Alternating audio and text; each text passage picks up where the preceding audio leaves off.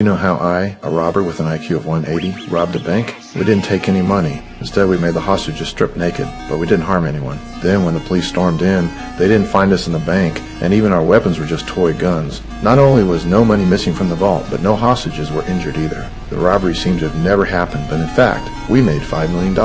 So how did we do it? My name is Russell. I disguised myself as a construction worker and used an infrared spotlight to disable the surveillance equipment. Meanwhile, my team entered the bank and locked the doors from the inside. When the security guard realized something was wrong and was about to ask questions, a cold object pressed against his waist. Then the show began. We easily took control of everyone. A patrol officer noticed something was off in the bank and immediately called for backup. Soon, a large number of SWAT teams arrived and surrounded the bank. But I didn't panic because this was part of my plan. I had my teammates collect the hostages' phones and keys. Then I had the hostages remove their clothes and put on uniforms. We also put on the same clothes and masks. We then randomly assigned the hostages to different rooms. Just then, an elderly man suddenly felt unwell. I immediately took him out for medical treatment. This demonstrated my humanitarian spirit, stabilized the hostages, and also served as a provocation to the police. Once all preparations were complete, it was time to get down to business. But when I saw the large amount of cash stored in the room, I didn't get excited and ignored the more valuable safe. Finally, I entered the storage room. I looked around and said, "This is perfect."